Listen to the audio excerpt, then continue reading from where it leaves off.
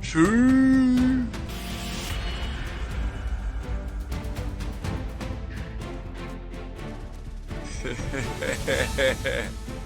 Shoo!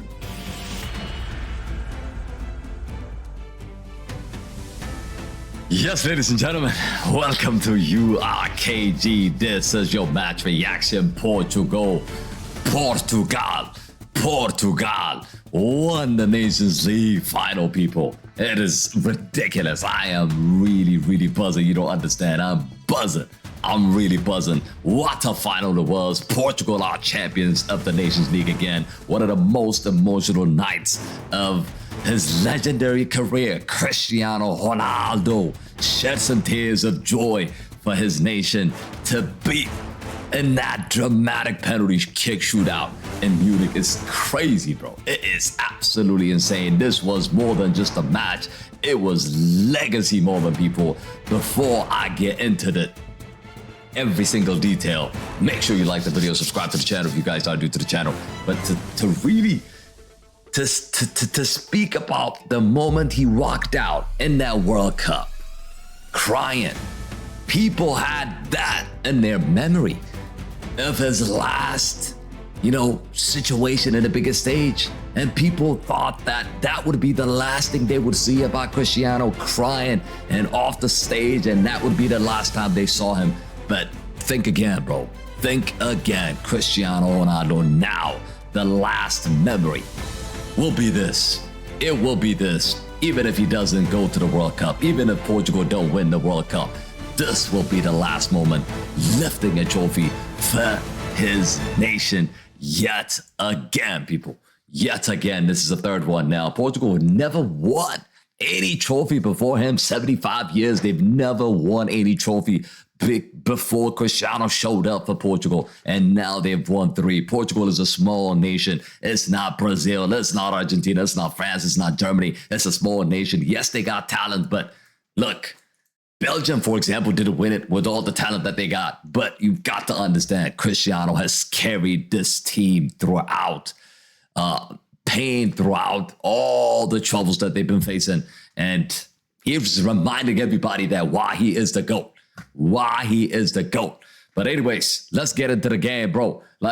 To talk about this game, first half, it was a lot of drama. Of course, the match exploded into life early on. Zubimendi pounces on a defensive mess, really, for Portugal to put Spain ahead into that 21st minute. But Portugal responded big time, fast. Just 5 minutes later, Mendes with an absolute missile into the far corner. 1-1, game on. And then Oyarzabal came. This guy, he loves finals. He a brilliant touch and finish to restore Spain's lead right before halftime. You may ask, Bernardo Silva was pushed there. I thought it was a foul. This referee, by the way, I'm going to get into him. I want to talk about the game first, but it was a potential foul on Bernardo Silva, and this referee didn't give it.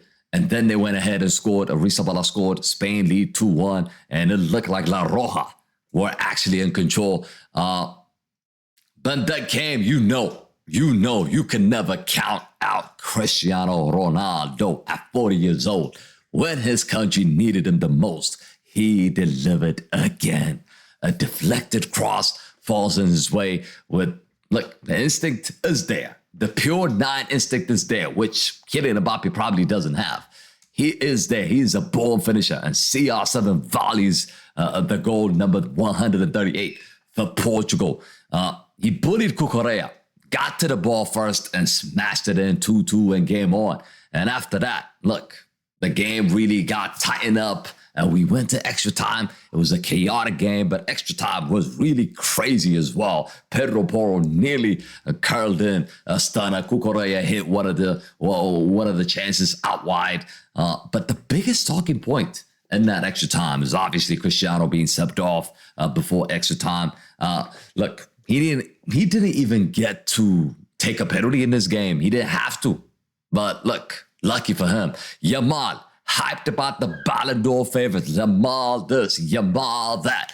Where was he tonight, bro? Barely touched the ball tonight. Nuno Mendes absolutely locked him down tonight. Total silence from 16 or 17 years old, wonder kid. He sat him down big time tonight, bro. He sat him down big time tonight. All that talking, all that jazz.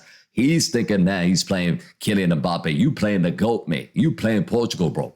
Sit your ass down. But look, then the shootout. The shootout was crazy. It was a pure it was pure nerves, of course. Penalty kick shootout is always nervy. You've got to understand that. Goncalo Ramos, shout out to him. Highly, highly respect. He scored his penalty. Vitinha, calm, composed, scored his penalty. Bruno Fernandes, ice cold. I never thought Bruno would miss. And Nuno Mendes as well. No mistake. And then came the moment, of course. Alvaro Morata for Spain. The captain. I mean, Spain's captain. He was the captain after coming on.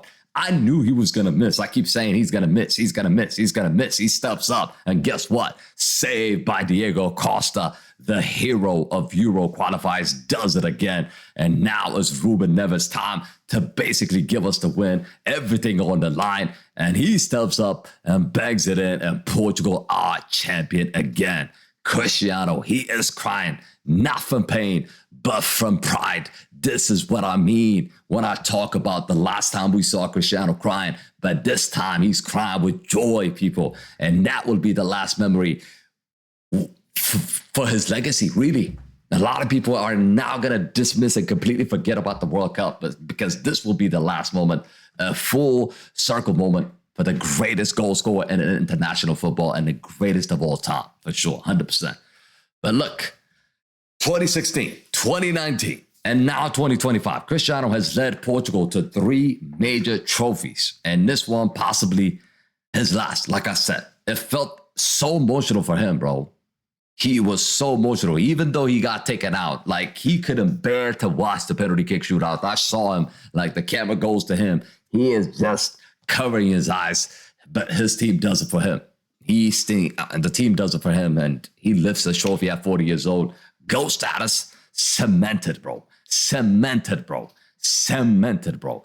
But anyways, look, we got to go through the players in a bit, and we got to take a look at the lineup and talk about some of the high performances from this game for Portugal and Spain. But Spain were brilliant. I thought they were good in moments. Zubimendi, he's impressive. It looks like he's going to be joining Arsenal. Oyarzabal delivered again for them. They missed their chances, and Morata also misses. I think it's going to haunt him. It's not the first time Morata missed a penalty. I think he missed one in the World Cup as well, and at the Euros as well. He always misses. I don't know why he came on to take a penalty. That was a big mistake. And for Lamine Yamal, of course, this final was just a reminder that top level is so brutal, bro.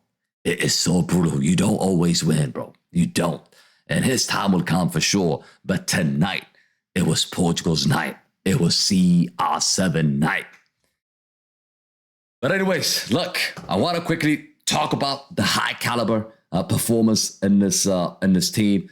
Neves had absolute stinker today as a right back.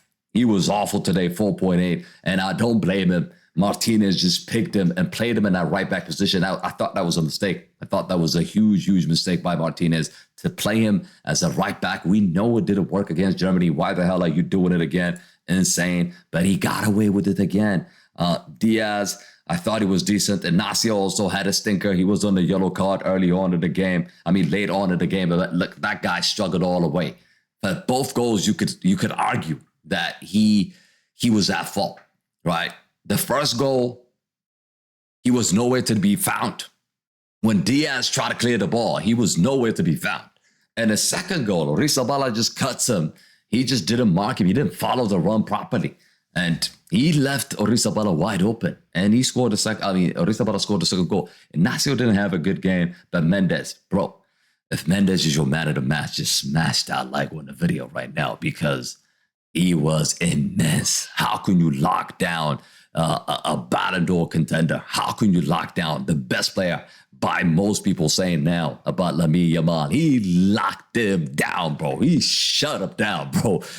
Absolutely immense. I would give him 10 out of 10. He scored a goal as well. That goal, boy, oh boy, we needed that goal. It says 8.1. I absolutely disagree. It should be at least 10 out of 10. Bernardo Silva had a stinker in the middle of the park. The second goal, of course, it came from him. He was fouled. The referee didn't call it, but there was a slight push. He falls down, and then they go and score the second goal. So, look, Silva, I don't trust him in that position. If you want to play Silva, put him in a Coutinho position, or put him in this position as a 10, or put him right here. I don't want to see that guy in the 2 pivot. I don't want to see him in the middle of the park. Never, ever, ever do that again, Roberto Martinez. You got away with it today. He was absolutely ghosting around against Pedri, Ruiz, and Zubimendi because Vitinha's on his own. He needed help in that middle of the park. Bruno's all up there pressing and stuff. He needed somebody next to him, and Bernardo Silva was nowhere to be found. I don't think he played well in this match.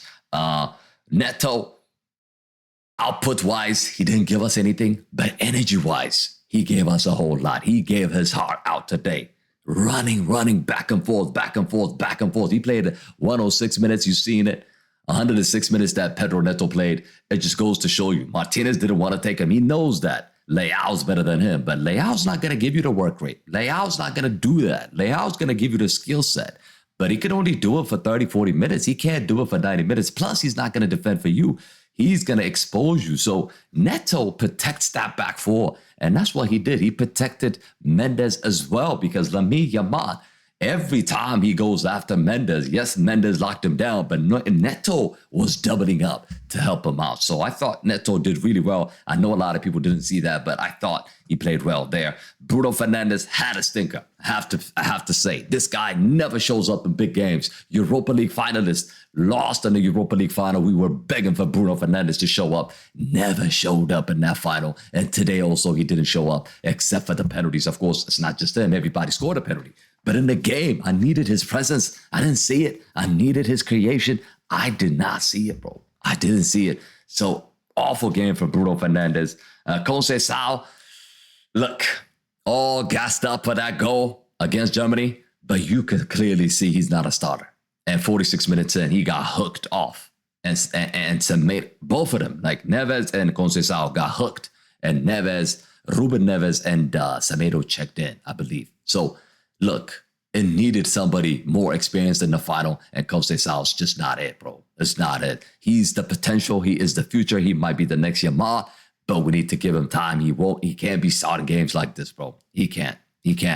But anyways, not a good game from him. Cristiano, again, I complained about Cristiano not appearing in the match, not making an impact in the game, but as soon as the ball falls in the box, you already know what's going to happen, and so he puts it in the back of the net. And that goal basically gave us life in this game, and that gave us to take it to penalties, and we won the game. So definitely he made an impact in the match, but I thought he was poor in terms of handling his ball. I mean, the ball that he received, he lost it so many times, lost it 2-3 times in a dangerous position. In transition, Spain could have punished us more. So I was a little bit scared about him. And I knew he was going to be taken off before the 90 minutes. And that's exactly what happened because energy-wise, he can't keep up. And I feel like if we're going to use Cristiano in the World Cup, it probably should be for like 50 to 60 minutes. And after that, he has to come out. Or bench him in the first half and bring him on in the second half. I don't think he can play high-intense game. Today we saw it. I don't think he can play high-intense game for 90 minutes. It might be just me. Let me know in the comments if you agree or disagree, but that's the way I felt. And look, overall, I'm really happy for Spain. Lamine Yamal disappeared. Zubimendi shined for them. Cucurella, okay. Pedri also, Barcelona. The magician, they say. I don't think he had a good game. He did get an assist, but I didn't think he had a good game. He didn't really control and dominated that game. So Pedri, okay game. Nico Williams had a stinker, 6.8. Even though he dominated Neves, I don't think he actually did anything. He got hooked off as well. Lamine Yamal, like I said, I spoke about him already. Locked in position. He couldn't do anything else. But look, what a game. What a moment. I'm happy. I'm buzzing. I'm going to go out and celebrate. Portugal are the first team to win this competition twice now. Diogo Costa, the wall, of course. Cristiano, the leader. And this is generation, people. Fearless. But yeah, guys, let me know in the comment sections. Was this CR7's last international trophy? And is he the GOAT? Is he still your GOAT? And don't forget to like, subscribe, and join the URKG mob on Discord. Link is in the description. But yeah, guys, thanks for watching. I'll see you guys on the next one. Peace.